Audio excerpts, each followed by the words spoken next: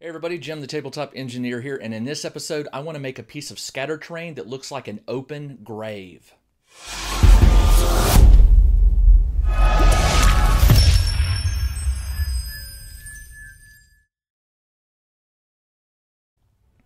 I began this project by first making the casket.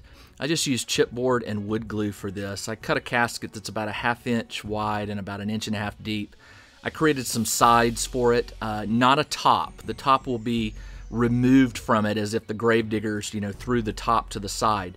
Now you make the top by cutting a piece of chipboard the exact same size as the base, and then I glued a bunch of chipboard strips across it, and then 2 shorter ones across to make the lid.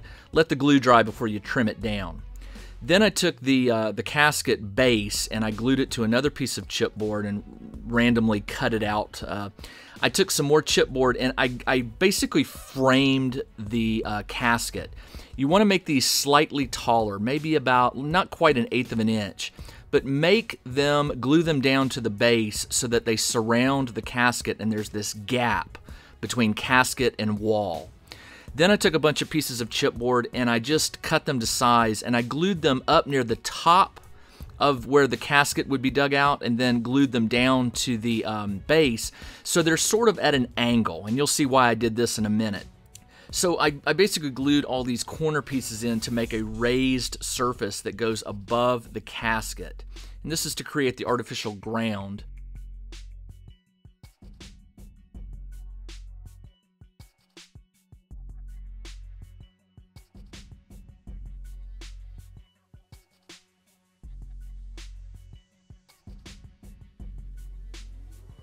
And then I ran a bead of hot glue all over it. I mean, this is just to give it a really rough edge. You don't have to go really crazy with it. Don't fill in everything. This is just to really toughen it up, make it a little more sturdy, and definitely go around the edges where the casket meets the wall that will have been dug. Here I am trimming the casket lid, and then I went to my sprues and I got a skeleton. If you don't have one, you'll probably want to find one somewhere. I just had a skeleton sprue and I cut it up into little pieces. Here I am using hot glue to fill in that gap between casket and wall. And then I glued in the skeleton in pieces. He's fragmented with his legs and arms and head all just disconnected. You can see right here.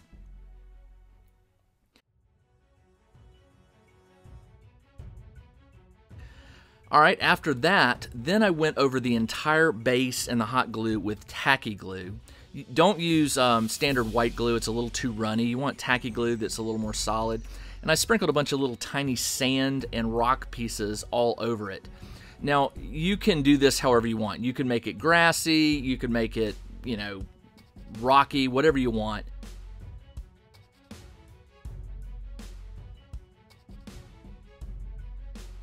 I black bombed it, and then I went around the edge of the casket with different shades of tan and brown. What I was going for was basically dirt that had been dug out of a grave and just sort of thrown over the grass. Now I took a dark shade of green and went real heavy dry brushing over all of the black.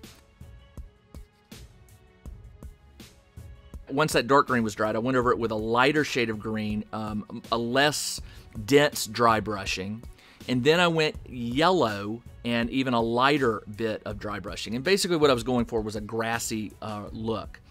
I wasn't quite pleased with the sand color, so I got some other tans and went back over the dirt until I was happy that it actually looked like dirt that had been dug out. You could do this with red clay or whatever you like.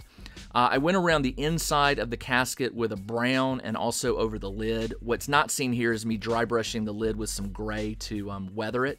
And then I stuck a bunch of grass tufts and I painted a bunch of little rocks in whites and grays and sprinkled some sand inside the grave, and it was done. As you can see here, here's the final product. I'm just spinning it around.